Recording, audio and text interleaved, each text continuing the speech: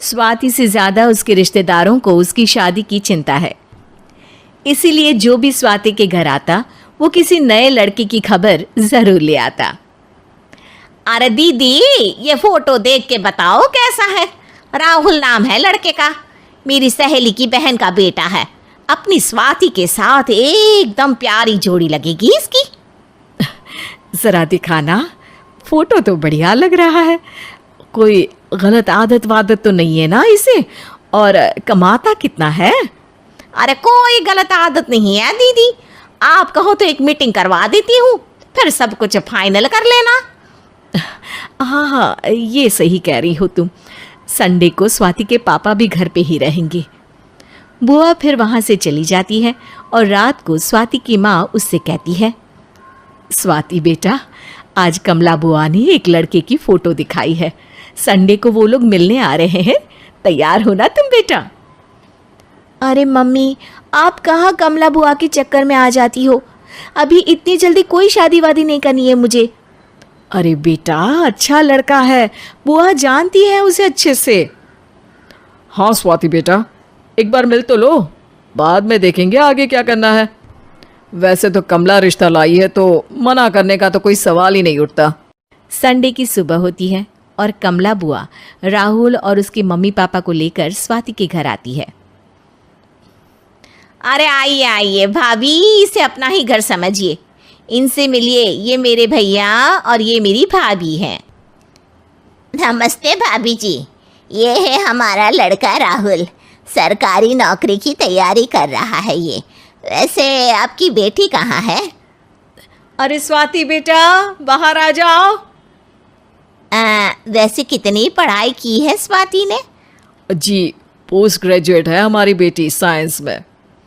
ये सब तो ठीक है, पर घर संभालना जानती है या नहीं? हमें कौन सी इससे नौकरी करवानी है, नौकरी तो मेरा बेटा करेगा ही। पर मैंने इतनी पढ़ाई की है और आप चाहती हैं कि मैं घर पर ही बैठी रहूं? अरे स्वाति बेटा, ये बड़ों की बात में तुम कहाँ बोल पड़ी? हम सब देख लेंगे क्या करना है क्या नहीं। हम तो इसी बात पर विश्वास करते हैं कि घर के लड़कियां घर में ही रहे तो ज़्यादा अच्छा रहता है। वरना भाई साहब, आप तो आजकल के हाल जानते ही हैं, कितनी घटनाएं होने लगी हैं औरतों के खिलाफ। स्वाति बेटा, रसोई का काम तो पूरा जानती हो ना? शादी के बाद तुम्हें ही संभालना है वो सब।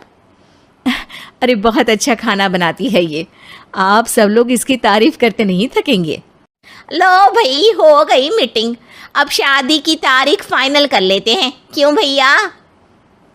भाई, हम तो पंडित जी से चर्चा करने के बाद ही तारीख फाइनल करेंगे। सालों से हम उनकी बातें मानते हुए आ रहे हैं। लड़के वाले और कमला बुआ की बातें सुनकर स्वाति एकदम नाराज हो जाती है और उसे लगने लगता है कि शादी के बाद उसे घर पर ही बैठना पड़ेगा। लेकिन घर वालों के आगे उसकी एक नहीं चलती और उसे शादी के लिए हाँ कहना पड़ता है। शादी का दिन आ जाता है और सब मंडप में जमा होते हैं। अब फेरों का समय हो गया है, अब कन्या अपने वर से 7 वचन मांगेगी। आप किसी धार्मिक आयोजन में जाएं तो मुझे भी ले जाएंगे। आप मेरे माता पिता का भी बराबरी से सम्मान करेंगे, हमेशा मेरा साथ निभाएंगे। आपको दोनों परिवार की जिम्मेदारियां बखूबी निभानी होगी। हर ज़रूरी बात में मेरी भी राय लेंगे। आप सभी गलत आदतों से दूर रहेंगे। आप मेरे अलावा किसी और औरत से कोई गलत संबंध नहीं बांधेंगे। ये 7 वचन पूरे हुए, वर क्या तुम्हें ये सारे वचन मंजूर है? जी हाँ पंडित जी, मैं सारे वचन अच्छी तरीके से निभाऊंगा। अरे वाह वाह, बढ़िया तरीके से सब काम संपन्न हो गया। तो इसी के साथ विवाह संपन्न हुआ और आज से ये दोनों पति पत्नी हुए। 1 मिनट पंडित जी, अभी एक वचन लेना बाकी है। अब कौन सा वचन है बेटा? मैं अब हमेशा के लिए किसी दूसरे घर में जाने वाली हूँ, तो पति के अलावा मैं अपने सास ससुर से भी एक वचन लेना चाहूँगी। अब कहो बेटी। मैं ये चाहती हूँ कि मुझ पर किसी बात की कोई पाबंदी नहीं लगाई जाएगी। मुझे सब कुछ करने की आज़ादी होगी और मैं भी विश्वास दिलाती हूँ कि मैं एक अच्छी बहू बन के दिखाऊँगी। स्वाति की बात सुनकर उसके सास ससुर एकदम चौंक जाते हैं और कुछ बोल नहीं पाते कि उतने में कमला बुआ बोल पड़ती है।